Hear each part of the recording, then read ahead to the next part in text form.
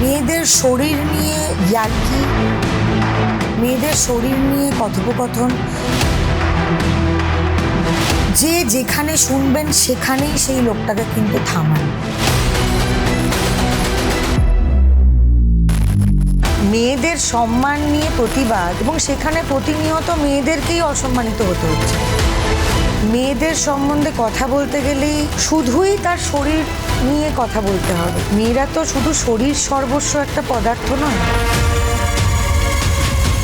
সুজিত মুখার্জিকে নিয়ে কতটা নোংরা কথা বলা হচ্ছে, আর আমাকে নিয়ে কতটা নোংরা কথা বলা হচ্ছে। আমি ক্লাসে ফার্স্ট হব, সুজিত লাস্ট হবে। কিন্তু আমাকে যদি কেউ অসম্মান করতে চায়, তারা আমার ইন্টেলেক্ট, তারা আমার পড়াশোনা, তারা আমার কথা বলার ধরন, তারা আমার শব্দচয়ন, এই জিনিসগুলো নিয়েও মানুষ আমাকে অপমান করতে পারে।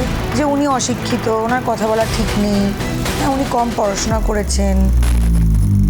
শুধু তো ডাক্তারদের ডিমান্ড না, তার পাশাপাশি তো মেয়েদের সুরক্ষাটাও একটা খুব বড় পার্ট এই আন্দোলন। প্রচুর ছোট ব্যবসায়ী, মাঝারি ব্যবসায়ী, প্রচুর মানুষ আছেন, ঢাকিরা আছেন, যারা মৃৎশিল্পী, তারা আছেন।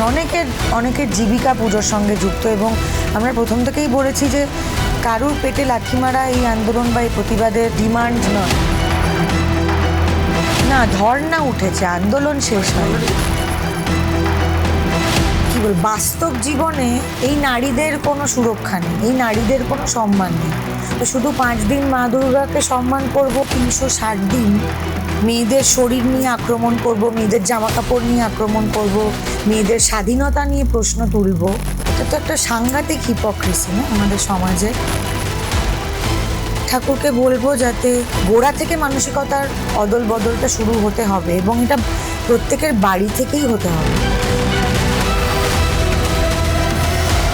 স্পষ্ট আনকাট স্বস্তিকা দেখুন কি বলছে বাংলায় বুধবার সন্ধ্যা 6:30 এবং রিপিট টেলিকাস্ট দেখুন রাত 9:30 শুধুমাত্র ট্রাইব টিভি বাংলায়। গোল্ডেনে নিবেদিত, আর আপনারা দেখছেন ট্রাইব টিভি বাংলা, বাংলার আপন।